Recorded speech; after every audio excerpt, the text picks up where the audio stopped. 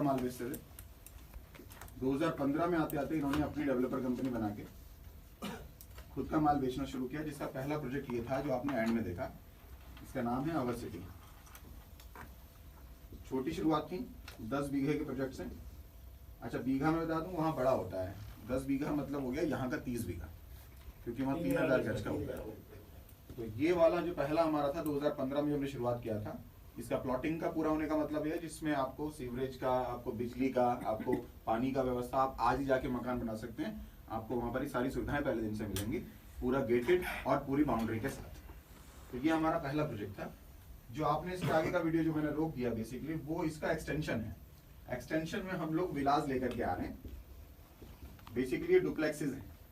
Duplex में हम लोग जड़ समेत 2 मंजिला मकान बना करके दे रहे हैं, जिसकी प्लॉटिंग आपने देखी थी, उसमें कुछ पे कंस्ट्रक्शन भी दिखाई दे रहा था। ये पुराना वीडियो है, उसमें से कुछ मकान ऑलरेडी मतलब 50-60% तक तैयार हो चुके हैं। तो ये 193 विलास हैं इसमें, जो हम लोग जैसे जैसे बिकते रहेंगे उनकी जिसकी पूरी पेमेंट आती रहेगी, उन लोगों को 8 महीने का हम लोगों ने समय दिया है पूरी डिलीवरी का, और नहीं तो 2021 दिसंबर तक ये सारी 193 डिलीवरी होनी एक कंपनी की तरफ से। नहीं, पूरे प्रोजेक्ट की डिलीवरी 2021 दिसंबर तक हो जाएगी, जिसमें आपके क्लब्स चालू हो जाएंगे, सारा फैसिलिटी आपकी हो जाएगी। ये हमारा है अवध सिटी का, जो कि आपका आता है लखनऊ के आउटर में। जब आप लखनऊ से देखेंगे तो लखनऊ से लगभग 2.5 किलोमीटर की दूरी पर यह आएगा, लखनऊ के बॉर्डर से।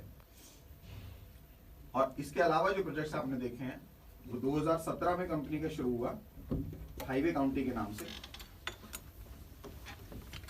जो आप देख रहे थे 24 एकड़ का प्रोजेक्ट है, जिसमें लैंड पूलिंग अभी चल रही है, यानी कि किसानों से लैंड खरीदी जा रही है। और इसी साल आरएवी रेजिडेंसी के नाम से हमारा प्रोजेक्ट शुरू हुआ सर बिहार के अंदर, पटना में, पटना के आउटर में, जो कि 82 एकड़ का लैंड है। अगेन यहाँ पर लैंड पूलिंग का काम चल रहा है। इसके साथ साथ कंपनी पिछले कुछ समय से नीमसार एक जगह है सर हरदोई के पास, बहुत सारे लोग नहीं जानते इसका नाम, लेकिन ये बहुत बड़ा तीर्थ स्थान है हिंदुओं का, नैमिषारण्य भी बोलते हैं इसको। और हमारे घरों में पहले ना सत्यनारायण की कथा हुआ करती थी, अभी तो बहुत ऑलमोस्ट खत्म सी होती जा रही है ना। बड़ा जो बचपन मुझे याद है तो वो कसार का प्रसाद और मट्ठा, तो मतलब ये कम हो गया। पहले तो हर पूर्णिमा को होती थी ये, तो अभी कम होते जा रही है। सत्यनारायण की कथा का पहला शब्द जो है वो है नैमिषारण्य। लोग मतलब सिर्फ पढ़ते हैं, हमारे यहाँ पूरा मनन नहीं करते। तो नैमिषारण्य वो तीर्थ स्थान है जहाँ पर सभी वेद उपनिषद बैठ करके लिखे गए थे। तो वो तपोभूमि है बेसिकली, और बहुत ही शानदार जगह। अगर आप जाएंगे तो वनों से, नदी से ऐसा घिरा हुआ है। और वहाँ ज्यादातर जो है अभी बाबाओं के आश्रम है, जो अच्छे वाले बुरे वाले सब तरह के मतलब जैसे भी हैं, मतलब लोगों के वहाँ आश्रम है। और विदेशों से वहाँ बहुत नागरिक आता है, मतलब बहुत पब्लिक आती है विदेशों से अध्यात्म के लिए आते हैं। तो वो वहाँ आप जाएंगे तो आपको पता चलेगा कि वहाँ का क्या माहौल है। और हर एकादशी पे, शायद अमावस्या पे वहाँ पर मेला लगता है। तो और बड़ी अमावस्या जो होती है उसमें तो बहुत बड़ा मेला लगता है। तो वो वैसे ही है जैसे किसी टाइम पे शाकुंभरी देवी बहुत साफ सुथरा नहीं रहता था, तो वैसी स्थिति आज वहाँ की है। लेकिन अभी क्या हुआ है कि गवर्नमेंट ने उधर एक्शन लेना शुरू कर दिया है, बिकॉज 84 कोस की जो यात्रा जाती है वो उससे होती हुई जाती है। इसके अलावा रामायण पथ जो बन रहा है वो भी उससे होता हुआ जा रहा है। तो वहाँ डेवलपमेंट बहुत अच्छी चल रही है। हम लोग पिछले 3-4 साल से वहाँ पर लैंड पूलिंग कर रहे थे। लगभग 75 एकड़ लैंड नैमिषारण्य के अंदर कंपनी ऑलरेडी पूलिंग कर चुकी है, जिसपे अभी एग्रीकल्चर चल रही है, यानी इसका हमने कन्वर्जन नहीं कराया है। ये अभी एग्रीकल्चर लैंड में ही है, तो इस पे हम लोग फंडिंग ले रहे हैं अलग तरीके से। ये टोटल लैंड जो है वो लगभग 75 एकड़ है। 2 प्रोजेक्ट्स में है, एक है हनी किंगडम के नाम से और दूसरा है गोमती ग्रीन कॉटेजेस के नाम से।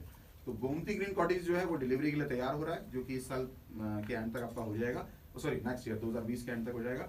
और जो हनी किंगडम है उसको अभी 3 से 4 साल का वक्त है। इसके अलावा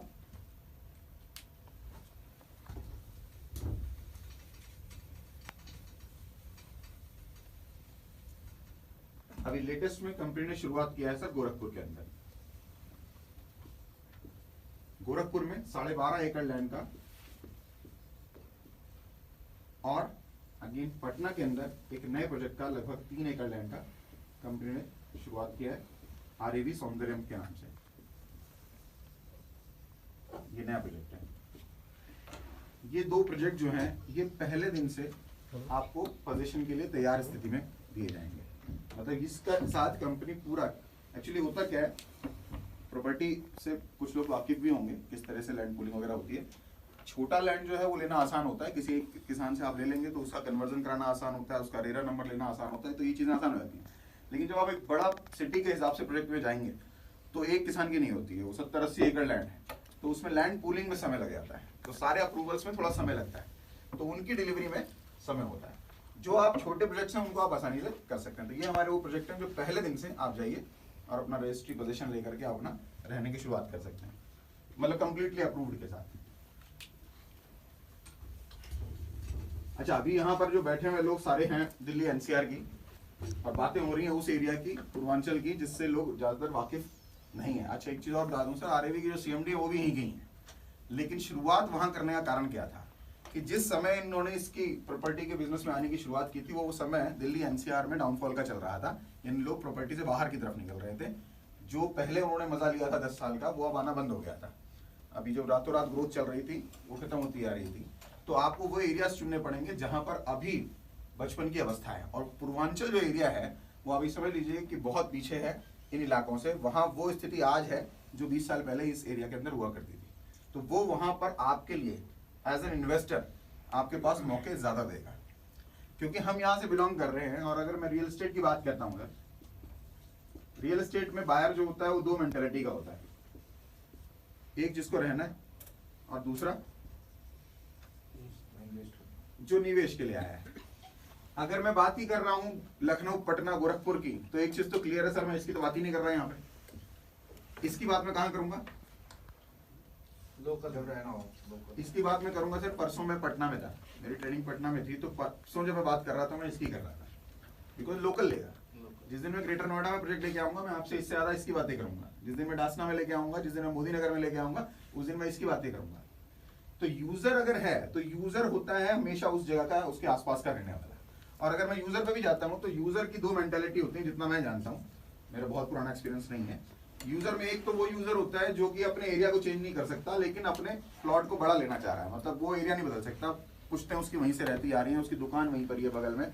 जैसे मैं शादरा में हूँ, मेरे को अगर अभी 100 गज का मकान छोटा पड़ रहा है तो मेरे को 200 गज चाहिए, तो मैं कहाँ लूंगा सर? वो शादरा में ही लूंगा। मेरे को अलग बगल की गलियां ही देखनी पड़ेंगी, क्योंकि मैं अपने एरिया को नहीं छोड़ सकता। और दूसरा वो होता है बंदा जिसको एरिया से प्रॉब्लम हो गई है, अभी मतलब कंजेस्टेड हो गया बहुत ज्यादा, नंद नगरी में रह रहे हैं, आरसीआर में रह रहे हैं, पैसा तो आ गया है, लेकिन अभी क्या है, इससे बाहर निकलना है, अपने को सुकून वाली लाइफ चाहिए, तो भी वो भी आपको 500 किलोमीटर दूर नहीं आ सकता, वो थोड़ा सा बाहर निकलने की कोशिश करता है, थोड़ा सा बाहर। जैसे आज से कुछ साल पहले, 20-25 साल पहले रोहिणी बसना शुरू हुआ, ज्यादातर लोग निकले। अगर आप पुरानी दिल्ली के व्यापारियों पे जाएंगे तो वो लोग निकल करके कहीं और गए, बिहार बसाए बने आसपास के, यानी सराउंडिंग कितने किलोमीटर की रहेगी उसकी? ज्यादा से ज्यादा 40-50 किलोमीटर की, जिसकी वजह से नोएडा, ग्रेटर नोएडा, गुड़गांव, मानेसर और इधर की तरफ फरीदाबाद, सोनीपत, ये सारे बसते हुए जा रहे हैं। आपको बहुत सारे व्यापारी ऐसे मिलेंगे जो कि वहां से भी अप डाउन कर रहे हैं, बड़े व्यापारी। तो यूजर बहुत ज्यादा दूर तो नहीं जाएगा, लेकिन या तो वो अपने एरिया में देख रहा है कुछ बड़ा मकान, वो बिल्कुल दृढ़ है, वो वहां से बाहर नहीं जा सकता। दूसरा ये कि अपन वहां से अप डाउन कर लेंगे। इसकी वजह से गुड़गांव आज सोहना रोड तक बसता जा रहा है, और मैं ऐसे लोगों को जानता हूँ शायद इस रूम में बैठे हुए जो वहां से भी अप डाउन कर रहे हैं ना, एज जॉब। क्यों? ये वहां शिफ्ट ही नहीं कर सकते, मतलब क्योंकि एरिया ये सारे चाचा मामा फूफा ताया सब यहीं रह रहे हैं, तो छोड़ के जा नहीं सकते। मेंटालिटी उस तरह की हो गई है, जा नहीं सकते, ये अप डाउन भी कर रहे हैं। लेकिन जिस दिन तंग आ जाएंगे उस दिन ये कहेंगे चल मैं गुड़गांव में ही ले लेता हूँ, अब तो बहुत हो गया ये इस तरीका। लेकिन फिर भी लखनऊ तो नहीं लेंगे। क्यों? क्योंकि वहां से अप डाउन, हाँ, क्योंकि वहां से अप डाउन नहीं होगा। तो यूजर की बात मैं नहीं कर रहा हूँ यहाँ पर, मैं बात कर रहा हूँ इन्वेस्टर की। लेकिन ये यूजर की बात भी मैं तब तक नहीं कर रहा आपसे जब तक मेरे पास यहाँ लैंड नहीं। आज मैं बात कर रहा हूँ आपसे इन्वेस्टर की। अब जब इन्वेस्टर की बात आती है, एज एन इन्वेस्टर आप लोग कई जगह पैसे लगाते होंगे या सोचते होंगे लगाने की। एज एन इन्वेस्टर आप सबसे पहले क्या सोचते हैं? कोई भी जगह पर मुझे अगर पैसा लगाना तो सबसे पहले मेरे दिमाग में क्या आता है? सबसे पहले मेरे पैसे की सिक्योरिटी हो जाए, और इसके साथ क्या चाहिए? रिटर्न चाहिए मुझे, और कोई इसके अलावा बात? यही दो चीजें हैं जिसके बिहाफ पर कोई इन्वेस्टर अपने पैसे को कहीं लगाने की कोशिश करता है। अब यहाँ सबका मेंटल लेवल सेम नहीं हो सकता सर। अगर एक रूम में हम लोग 20-25 लोग बैठे हुए हैं तो भी ये सेम नहीं हो सकता सर। जैसे मैं अगर अपने फादर की बात करूं, वो अभी रिटायर हुए देना बैंक से एज ए मैनेजर पोस्ट, उनके लिए ये मायने ही नहीं रखता सर, उनके लिए सिर्फ यही मायने रखता है। तो उनका ज्यादातर पैसा कहाँ होता है सर? वो सारा ही पैसा बैंक में। सारा ही पैसा उनका बैंक में मिलेगा आपको। तो मैं का मेंटल लेवल सबका सेम नहीं हो सकता सर, लेकिन अगर सबका ऐसा हो जाएगा तो क्या होगा सर? व्यापार खत्म हो जाएंगे। तो व्यापारी को एक चीज तो पता है कि सिक्योरिटी अगर 100% रहेगी तो रिटर्न तो जीरो ही रहेगा सर, ये तो क्लियर है। अगर आपको 100% सिक्योरिटी में रहना है तो आपका पैसा उतना ही बढ़ाना है जिससे ज्यादा महंगाई बढ़ जानी है। आपको उससे कुछ तो बाहर आना पड़ेगा अगर आपको रिटर्न्स में जाना है, लेकिन गैम्बलिंग नहीं खेलनी है, अपने को जुआ नहीं खिलवाना है। सिक्योरिटी के साथ मुझे रिटर्न्स मिले, यानी मॉडरेट रिस्क हम ले करके अपने रिटर्न्स को बढ़ा सके, ये हमें देखना पड़ेगा। लेकिन ऐसा नहीं है, हम लोग दे रहे हैं आपको बहुत अच्छे एज अ सिक्योरिटी। अगर मैं बैंक की बात करता हूं सर, आप तो बैंक में सिक्योर मानते हैं पैसा, लेकिन बैंक वो किसको देता है पैसा? नीरव मोदी इन्वेस्टर्स वो देता है इन्वेस्टर्स को। देखिए कितनी बड़ी बात है, हम जो पैसा अपना सबसे ज्यादा सिक्योर मान के वहां डाल रहे हैं वो आप उठाए किसको दे रहा है? कभी सोचा ही नहीं हमने, क्योंकि बैंकों में सरकार ने गारंटी ले रखी है, और 5 साल 10 साल अगर ये और रही सरकार गारंटी लेनी बंद कर देगी सर। मेरी बैंक को बड़ौदा में कटते जा रहे थे, 25,000 रुपये हर साल दे रहा था। अब कहते हैं लगाने घट गए, इलेक्शन के बाद लेना। मैं कि मेरे पैसे वापस करो, कोई ब्याज नहीं था, ब्याज भी नहीं मिलता है, कुछ समय के बाद आपको सुरक्षा के पैसे देने पड़ेंगे। और गवर्नमेंट बड़ौदा में कर दिया था। कोई भी देश जो डेवलपमेंट कंट्री से, डेवलपिंग कंट्री से डेवलप्ड कंट्री की तरफ जाना चाहता है, वो कभी बैंक में पैसा रख के नहीं पहुंच सकता, उसको व्यापार में लगाना पड़ेगा। गवर्नमेंट भी ये चाहती है कि आप व्यापार में जाएं। खैर मैं उस बड़े मुद्दे पर नहीं जा रहा सर, प्लीज मैं हम आपस में बात कर लेंगे, पहले मैं आज ठीक कर लूं। बैंक की अगर मैं बात करता हूं तो वो पैसा लगा रहा है व्यापारी को, और वो जो व्यापारी को दे रहा है वो किस ब्याज पर देता है? सिक्योर लोन किसको बोला जाता है सर? व्यापारी अपनी चीज रखेगा बैंक में। हाँ, सिक्योर और अनसिक्योर दो तरह का लोन होता है, ठीक है। सिक्योर लोन में क्या क्या चीज चलती है वो लोग जानते हैं। सबसे पहले चलता है सर गोल्ड, प्रॉपर्टी और व्हीकल, और यही है ना सर। तो बैंक जिसे भी लोन दे रहा है आगे, वो इन्हीं चीजों पे देता है। तो इसको सिक्योर लोन माना जाता है इकोनॉमिक्स की भाषा में, बैंक की भाषा में। तो आपको अगर ये मिल जाए इसके बदले में इनमें से तीनों में से कोई एक चीज, तो आप अपने पैसे को सिक्योर मानते हैं? ये सुनो, ये फैक्ट है। यस। बैंक भी प्रॉपर्टी की वैल्यू चेक करके ही उसको लोन बताता है उतना। तो आप भी अगर किसी को देंगे तो प्रॉपर्टी की वैल्यू चेक करके दे सकते हैं, कोई दिक्कत किंतु परंतु तो नहीं। तो आरएवी ग्लोबल अपने इन्वेस्टर के साथ, उसका कहना क्या, आरएवी ने पिछले 5 साल में किया गया है। आरएवी ने पिछले 5 साल में अपनी ताकत से अपनी सेल्स फोर्स को बढ़ाया है। उसने बेचने वाले बहुत तैयार किए हैं, लेकिन बेचने वाले जो होते हैं, एंड यूजर जो खरीदता है माल, एंड यूजर कभी भी, बहुत रेयर परसेंटेज ऐसी होती है जो एक साथ पैसे देगी। एंड यूजर होता है जो किस्तों पे लेना पसंद करता है। जो एंड यूजर होता है उसके आप कभी भी देखोगे, जो भी फ्लैट में एंड यूजर वाला बैठा हुआ है वो किस्त लेके बैठा हुआ है, बैंक से लोन करा के बैठा हुआ है। या कहीं पर भी प्लॉटिंग कट रही है आप देखोगे तो वो ऐसी देता है कि भैया 1 लाख भी पकड़ लो और 10,000 महीना की मेरी किस्त बना दो। तो जब सेल्स फोर्स बढ़ती है तो बेचने के लिए माल भी चाहिए और पुरानी प्रॉपर्टी के डेवलपमेंट के लिए भी पैसा चाहिए। वो पैसा कौन देगा? इन्वेस्टर। और इन्वेस्टर को क्या चाहिए सर? और सिक्योरिटी। तो कंपनी कहने की कि भैया जो लैंड मेरे पास है एज अ सिक्योरिटी, आप मेरे को, मैं बता देता हूँ आपको तीनों को।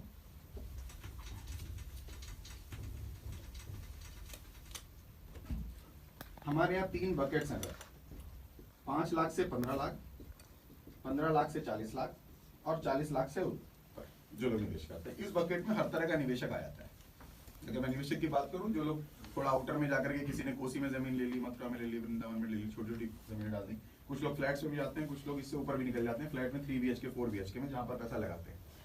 अच्छा, एज एन इन्वेस्टर भी अगर मैं देखूं, एज ए यूजर तो आप दिल्ली लोकल में देखेंगे, लेकिन एज ए इन्वेस्टर भी जो दिल्ली का ग्राहक है वो लखनऊ की दिशा में नहीं जाता, पूर्वांचल की तरफ नहीं जाता है। अगर आप देखोगे तो जो बाहर भी निकल रहा है ना 200-400 किलोमीटर तक, वो किस बेल्ट पे जा रहा है? चला गया, नेवड़ा चला गया, सोनीपत, पानीपत। नहीं, जो थोड़ा दूर भी जाता है वो कहाँ जाता है? जयपुर चला गया, खाटू श्याम, हाँ। हरिद्वार, वृंदावन, वृंदावन, उत्तराखंड में रुद्रपुर, रानीखेत, अल्मोड़ा, जहां जहां दिल्ली वालों का ज्यादातर पैसा लगता है ये यही बेल्ट है। देहरादून इस बेल्ट पर नहीं जाता है वो। तो इस बेल्ट पर लाने के लिए मेरे को आपको कुछ ना कुछ एक्स्ट्रा वादा करना पड़ेगा। वहां वो बाय डिफॉल्ट लेता है कि हाँ भाई जयपुर में टोंक रोड पे जमीन लेकर डाल दी। जो सेल्स वाला बंदा आता है, या ब्रोकर जैसे मैं हूँ आज यहाँ पे, तो जब भी कोई माल बेच रहा होता है तो उसका एक कुछ ना कुछ लुक्रेटिव ऑफर से होते हैं कि सर बस यहाँ ले लो टप्पल में, और हवाई अड्डा आने वाला है, आपके लेने के तुरंत बाद ही आ जाएगा वो, और जो आप 10,000 में ले रहे हो वो तुरंत 20,000 की हो जाएगी। 10 साल तक भी नहीं आता। और वो 10 साल से इंतजार कर रहा है भाई हवाई अड्डा कब आएगा। पेपरी कटिंगों में देख रहा है बस वो हवाई अड्डा। टोंक रोड जो जयपुर का है वो पिछले 20 साल में हवाई अड्डा के नाम पर ही बिका है सर। जेवर भी आता। खाटू जो बिका है वो DMIC कॉरिडोर के नाम पर बिक गया, दिल्ली मुंबई इंडस्ट्रियल कॉरिडोर। मतलब अब सेल्स वाले ने कह तो दिया कि सर आप ले लो, कि सर 4-5 साल रखो, आराम से आपके 10 लाख की जो जमीन जो है 20-25 लाख की वैल्यू हो जाएगी। अब वो 4-5 साल बाद अगर नहीं हुई और आप गए अपने ब्रोकर के पास कि चौहान साहब तुमने तो कहा था, तो क्या होगा, क्या कहेगा? क्या कर सकते सर गवर्नमेंट की एक्शन है, आपको पता है, कभी कोई गवर्नमेंट कभी कोई गवर्नमेंट, मतलब उसने कुल मिलाकर कोई ना कोई तो बातें करनी है और अपना इन्वेस्टर जो है वो पैसा लेकर के बैठे। हालांकि ऐसा नहीं है कि सबके साथ ऐसा है, कुछ की किस्मत ऐसी भी है जो 10 लाख की जमीन ली और 5 साल में 50 लाख की भी हो गई, वो अलग चीज है। अब ये दोनों तरह के जो क्लाइंट रह गए, एक तो वो जिसकी किस्मत खुल गई और दूसरा वो जिसकी किस्मत नहीं खुली। ये किस्मत नहीं खुली वो बेचारा लेकर के सिर्फ बैठा हुआ है, इंतजार कर रहा है कब होगा कैसे होगा। जो सिक्योर्ड क्लाइंट है जिसको रजिस्ट्री मिल गई है, यहाँ तो बहुत सारा ऐसा क्लाइंट भी है जो अनसिक्योर्ड है, पूरा प्रॉपर्टी में भी अनसिक्योर्ड है। कहाँ पर? जहां पर उसने फ्लैटों को बनाने के पैसे दे दिए और बने ही नहीं, हवा में, जिसको बोलते हैं वर्चुअल स्पेस। वर्चुअल स्पेस बहुत बिका है यहाँ पर, 12% सालाना एश्योर्ड रिटर्न के नाम पे वर्चुअल स्पेस बेच दिया, वो बन के तैयार ही नहीं हुआ। और जो बन के तैयार नहीं होता आपको पता है उसकी सिक्योरिटी 0 है। कारण है ही नहीं कुछ। रजिस्ट्री नहीं हो सकती ना, कुछ है ही नहीं वहाँ। अब मैं इस बकेट की बात करूं कि भैया मैं भी तो वही वादा करने आया हूं, लेकिन मेरा वादा कंक्रीट में कैसे है, इन तीनों उसमें आपकी समय सीमा में थोड़ा सा फर्क है वादे का। ये वादे की समय सीमा क्या है? 5 से 15 लाख में 3.5 साल का वादा है, 15 लाख से 40 लाख में 3 साल का वादा है, और 40 लाख से ऊपर में 2.5 साल का वादा है। जो भी पेमेंट आप करते हैं, फॉर एग्जाम्पल आपने 20 लाख रुपया दिया आज आपने किसे दिया है? ये एज एन इन्वेस्टर आपने बेसिकली RAV को दिया है। बैंक को आपने लोन दिया, बैंक ने आप मतलब बैंक ने जिसको लोन दिया है उसने अपनी प्रॉपर्टी रखी है। सेम अब ये है कि वो प्रॉपर्टी कहाँ है, वो सिर्फ क्या मायने रखती है आपके लिए कि उसकी वैल्यू 20 लाख हो आज की डेट में, ये तो मायने रखता है। अगर 20 लाख आपने दिए तो कंपनी आपकी तुरंत रजिस्ट्री करा के देगी sir, immediate, no waiting period. इसमें कल आ जाना परसों आ जाना मतलब उन्हीं जब आपका होता है, जो भी हमारा दिन डिसाइडेड है कि हर बृहस्पतिवार को रजिस्ट्री होती है, आइए आप। और ये 20 लाख की वैल्यू वो प्रॉपर्टी रखती है नहीं रखती है, ये कौन बताएगा? मार्केट पड़ोसी बताएगा, मार्केट बताएगा, या फिर मेरी जो रियल बायर है सर वो बताएगा, क्योंकि आप तो इन्वेस्टर हो, मेरा तो रियल बायर भी खरीद रहा है वो। और मजेदार बात क्या है कि रियल बायर आपसे ज्यादा में खरीद रहा है। क्यों? क्योंकि उसने इंस्टॉलमेंट बना रखी है। जो मैं आपको 600 रुपए स्क्वायर फीट में दे रहा हूँ, रियल बायर को मैं 800 रुपए स्क्वायर फीट में दे रहा हूँ, और वो खरीद रहा है, इसका मतलब इसकी वैल्यू है। और ये भी मैं दिखाऊंगा अभी रिकॉर्ड, ऑन द रिकॉर्ड कैसे काम करता है। पहले दिन आपने जो 20 लाख रुपए दिए थे उसकी रजिस्ट्री आपकी हो गई, लेकिन क्या आपने इसलिए दिए थे? आपने किस लिए दिए थे? पैसे के लिए दिए थे। अभी जो प्रॉपर्टी डबल की हो जाएगी, इस तरह के वादे वगैरह हैं, वो वादे तो हो गए। जैसे मेरे यहाँ इसको बोलते हैं sir 200% price challenge. Price challenge का मतलब क्या है? जहाँ आपने दिए थे पैसे हो जाए, लेकिन कंपनी ने नहीं, कंपनी ने तो आपको इसीलिए दी थी और प्रॉपर्टी की हो सकता है कि आप खरीद के रख लो। बिकॉज इस 200% प्राइस चैलेंज का मतलब क्या है? इस समय सीमा में जो मैंने आपसे वादा किया है कि ये जमीन आपकी डबल भाव की हो जाएगी, ये मेरी गारंटी है। इसको बोलते हैं 200% प्राइस चैलेंज। अब बात हुई नहीं हुई तो आपने जो 20 लाख का प्लॉट लिया है वो मेरी समय सीमा के हिसाब से 3 साल बाद 40 लाख का हो जाएगा। ये मैं कह रहा हूँ, और ये मैं आपको एफिडेविट में लिख करके जैसे कहोगे वैसे दूंगा। नहीं हुआ तो 3 साल बाद आप जाकर के चेक करें कि वो कितने की है आज जमीन। अगर वो रह गई कितने की, फॉर एग्जांपल 30 लाख की, कंपनी अपने किसी भी प्रोजेक्ट में जिसमें आप चाहेंगे, चाहे वो इन्वेस्टमेंट का हो, डिलीवरी वाला हो, फार्म हाउस हो, फ्लैट हो, 10 लाख रुपए की एक्स्ट्रा जमीन कंपनी आपके नाम रजिस्ट्री करके देगी। मतलब आपको 200% का प्रॉपर्टी रजिस्ट्री होकर के मिलेगी। 20 की तो मिल गई अभी, अगर ये 20 की भी रह गई, ये कैसे पता चलेगा कि 3 साल बाद कितने की है? मार्केट से 20 लाख रुपए की एक्स्ट्रा रजिस्ट्री कंपनी आपको करके देगी। अगर उसी प्रोजेक्ट में अवेलेबल है तो उसी में, नहीं तो जिसमें अवेलेबल है उसमें, प्रॉपर्टी काम के हिसाब से। This is the 200% price challenge. 2:30 का टाइम था हमारा ना। चलिए वेलकम ऑल जो लोग जल्दी आ गए हैं।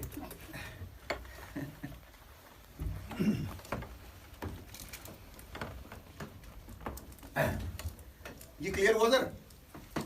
अब इसमें ये नहीं है कि आपको यही रखना है। आपको लगता है कि यार कुछ जमीन 20 लाख से 60 लाख की हो गई तो आपकी 60 लाख की हो गई है तो आप मार्केट में बेच दे, फिर तो कंपनी ने कुछ नहीं देना ना, तब आपसे 20 लाख लिए नहीं जाएंगे। अगर वो 3 साल बाद 60 लाख की हो गई तो लिए नहीं जाएंगे। वादा सिर्फ मेरी तरफ से आपकी तरफ से नहीं है। कोई आदमी मुसीबत में आ गया और उसको पैसे ही चाहिए, हालांकि हमने तो आपको 40 लाख की जमीन दे दिया, मार्केट में बेच दो 38 लाख में, अगर आपको ज्यादा जरूरत है तो 35 में बेच दो, लेकिन कंपनी आपसे वो 150% पे वापस खरीदने के लिए बाध्य है। अपने कमिटमेंट के हिसाब से मिनिमम साइड में कंपनी आपसे 150% पे उसको खरीदने के लिए बाध्य है। यानी आपने 20 लाख दिए थे, आपको कितने में खरीदेगी company? 30 lakh. This is the open challenge. और मैं इतना मानता हूं कि we are the only company, अभी मैं बहुत सारी चीजें आपको ऐसे दिखाऊंगा, जब आप इस रूम से बाहर जाएंगे तो आप ये देखेंगे और ये मानेंगे, आई एम डैम श्योर कि आपने ये आज तक देखा ही नहीं होगा। हम लोग बहुत छोटे हैं लेकिन हमारा जो करने का तरीका है वो बिल्कुल डिफरेंट है, और ये हम रचेंगे एक पॉजिटिव इतिहास। ये भी मैं कुछ चीज़ों से दिखाऊंगा। यहाँ तक कोई सवाल है sir? This is open price challenge for all. इसके बाद आता है सर हमारा बिग बायर्स के लिए, या बिग इन्वेस्टर्स कह सकते हैं आप इन्हें। बिग इन्वेस्टर्स लाला लोग, पैसा बहुत, काम नहीं है कुछ, लड़के को धंधे पे लगाना है। ऐसे बहुत सारे लाला हैं जिनके पास पैसा है और वो लड़के को धंधे पे लगाने के लिए मॉल में एक दुकान के खरीद के दे देते हैं। और मॉल्स की हालत कम से कम इस दिल्ली में तो इतना पता है कि 100 में से 90 दुकानें मेरे ख्याल से पहले या दूसरे साल में निपट लेती हैं, और हर बार नई दुकान नजर आ रही होती हैं। मॉल में चलते हैं केवल सिनेमा हॉल, खाने पीने की दुकानें, शराब की दुकानें, कोई भी चक्कर लेना है। बाकियों में विंडो शॉपिंग हो रही है। शनिवार इतवार को तो वहाँ पब्लिक नजर भी आती है थोड़ी बहुत, बाकी 5 दिन वो क्या करते हैं देख वाला सर पे। और वो लालाओं ने अपने बच्चों की दुकानें खोल करके डाल रखी हैं, करोड़ों रुपए लगा करके, जो बदल रहे हैं कि भैया ठीक है, क्योंकि उन्हें पैसे से मतलब नहीं, पैसा बेनतहा पड़ा हुआ, चल लग जाएगा काम पे। वो 1 करोड़ रुपए कर रहा है काम, वो कम से कम कीड़े बैठा तो हुआ है, क्या कैसे करूंगा इसका, बताऊंगा क्या करता है। मैंने तो पार्क एवेन्यू का शोरूम है इसका लगेगा, बस ठीक है, इतना ही पता है। तो 1 करोड़ रुपए लगा करके बा मुश्किल 1 लाख रुपए महीना आता होगा।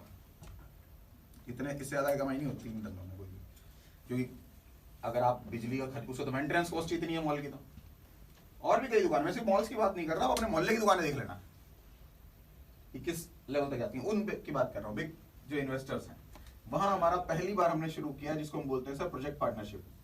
और ये सब चीजें इसलिए शुरू करी है बिकॉज अब हम लोग पहले दिन से ये नहीं कर रहे हैं, ये इन्वेस्टमेंट अब शुरू हुआ है क्योंकि अब हमने एक्सपेंड करना है। और दुनिया का कोई भी बिजनेस अगर एक्सपेंड करना है तो क्या चाहिए आपको? फंड चाहिए। बड़ी फिल्म बनानी थी अगर एसएस राजामौली को, कौन सी? बाहुबली। तो क्या चाहिए था सर? फंड्स। और वो फंड कौन देता है सर? फाइनेंसर। कौन इन्वेस्टर देता है सर? जिसको स्क्रिप्ट समझ में आती है, जिसको वो चीज समझ में आती है, जिसको वो अपनी स्क्रिप्ट बताता है, जिसको अपनी वो स्टार कास्ट बताता है, जिसको वो अपना काम करने का तरीका बताता है। और जब उसको बताता है, 10 को बताता है तो 2 की समझ में आ जाता है कि जो तू बता रहा है हाँ मेरे पे से बिलीव हो रहा है, ये ले। और एज ए गारंटी कुछ नहीं होता।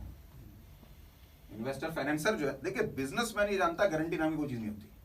बिजनेसमैन को ये पता है, बिजनेसमैन की सोच ही वही है, उसी तरीके से काम करती है कि भैया धंधे में समझ में आना चाहिए कि ये काम करेगा, मैं पैसा लगाऊंगा। ये समझ में आ रहा था?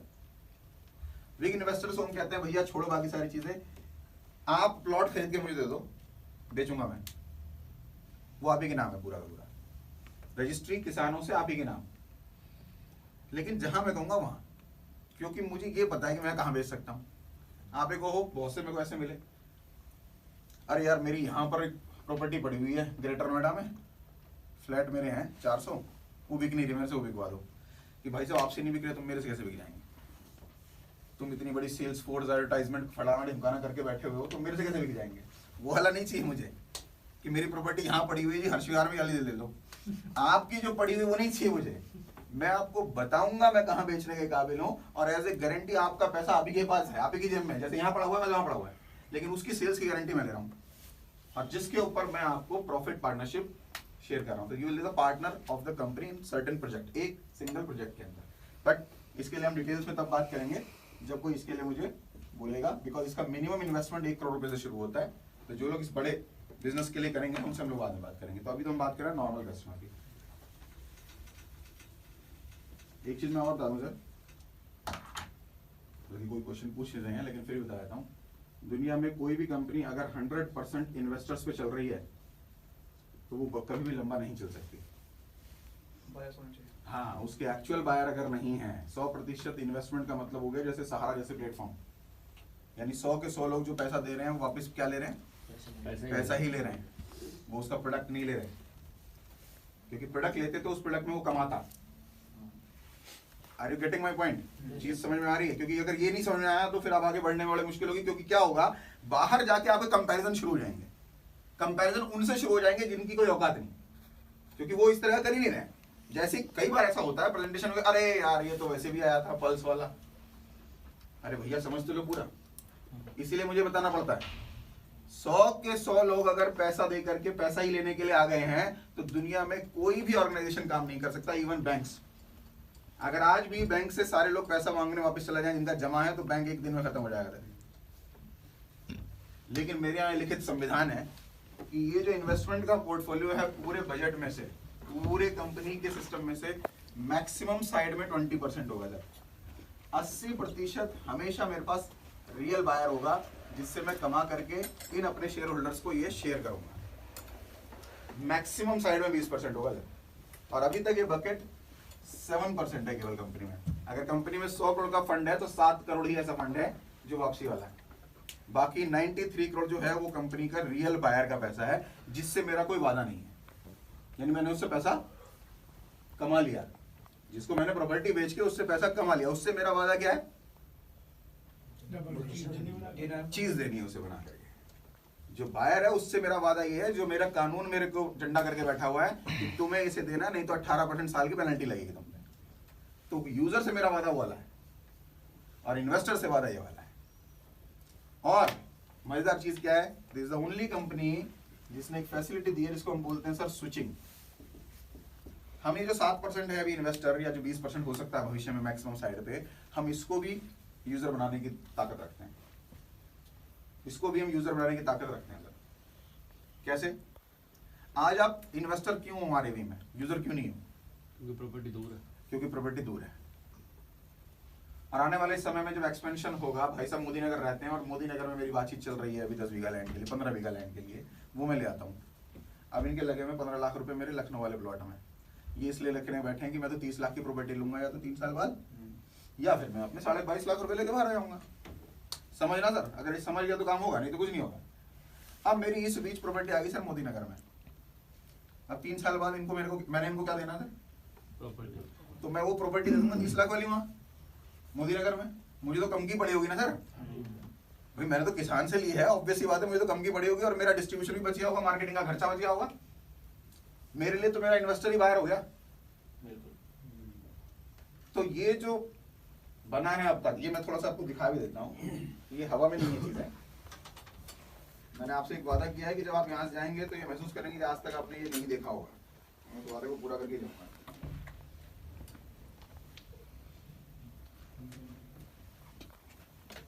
कंपनी की वेबसाइट है सर rvproperty.com, इस पे आप जाएंगे, वेबसाइट पे पहुंचेंगे,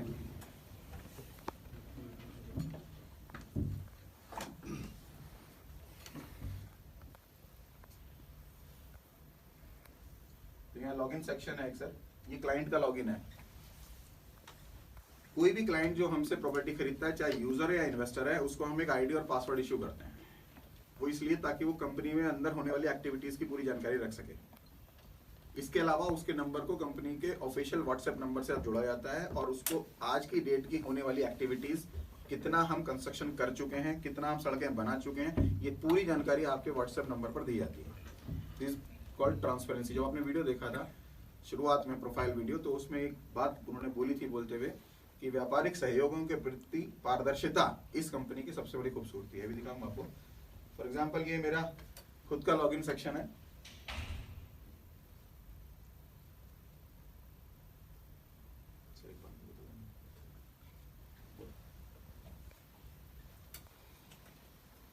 जब आप यहाँ जाएंगे तो आपको इसमें प्रॉपर्टी की डिटेल्स देखनी है।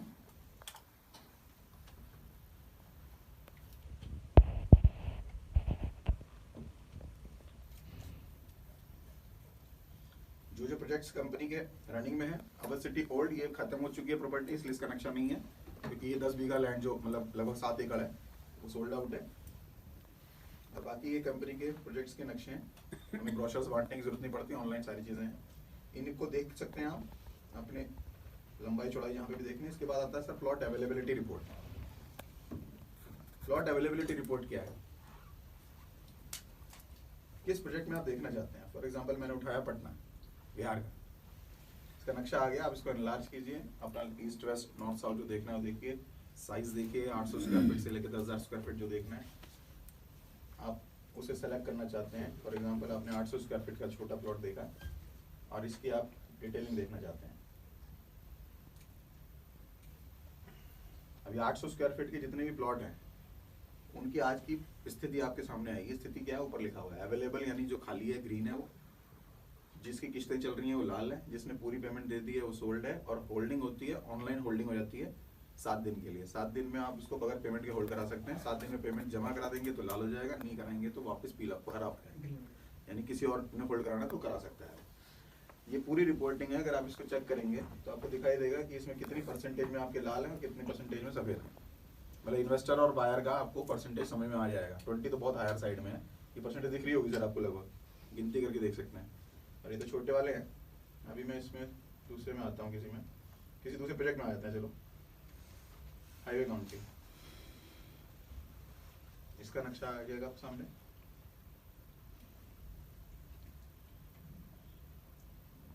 इसको एनलार्ज करके आप देख सकते हैं।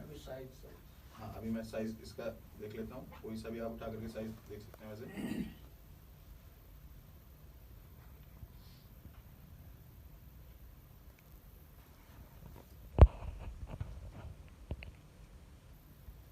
इतने प्रोजेक्ट आपके, वैसे तो ये सोल्ड आउट ही है पूरा का पूरा, ये जैसे खाली है।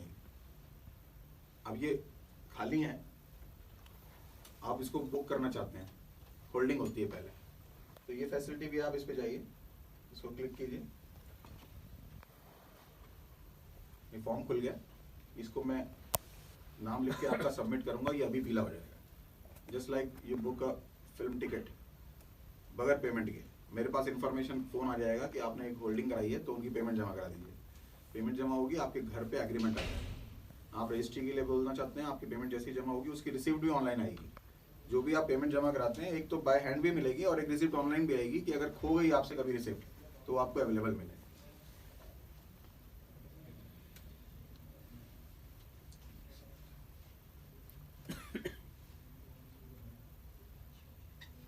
नसीब इतना है, जो बिक चुके हैं आप उस पर अगर इसको लेके जाएंगे कोई भी प्लॉट के ऊपर, तो आपको उसकी कंप्लीट डायमेंशन के अलावा उसको खरीदने और उसको रिकमेंड करने वाले का नाम भी आपके सामने आएगा। This is the only company अभी तक जितनी मेरी जानकारी है कि शायद हम अकेली ऐसी कंपनी है जो ये काम कर रही है। अगर किसी ने देखा है और किसी में तो बात अलग, नहीं मैंने नहीं देखा आज तक sir. This called transparency with customers 100%। कोई भी प्लॉट पे आप लेके जाएं आपको पता चल जाएगा उसे खरीदा कि नहीं। आपको अपने पड़ोसी का नाम भी पता होगा। आप बड़े से बड़े डेवलपर पे चले जाइए सर, बड़े से बड़े बिल्डर पे चले जाइए, उसको पता ही नहीं कि पड़ोस में कौन रहने वाला है। मनीष का दिखाना सर, इसका मनीष का इनका हाईवे काउंटी में नहीं आपका कौन सा है, है? हाईवे काउंटी में नहीं है इनका। हाईवे काउंटी में नहीं है। किसी का है यहाँ पे हाईवे काउंटी? मेरा है। आपका है?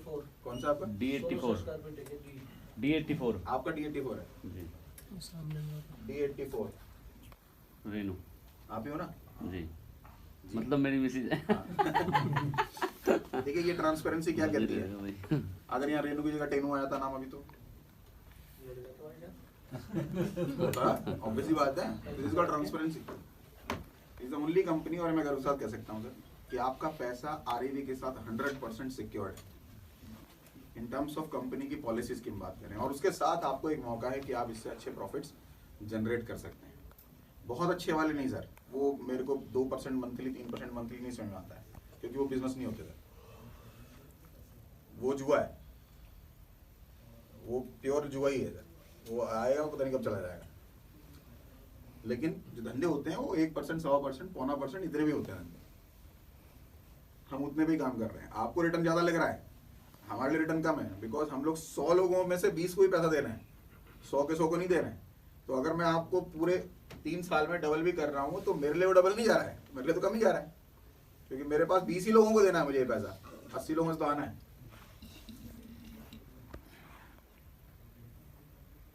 और बहुत सारी चीजें हैं जो आप ऑनलाइन चेक कर सकते हैं, वो धीरे धीरे आपको पता चल जाएगा।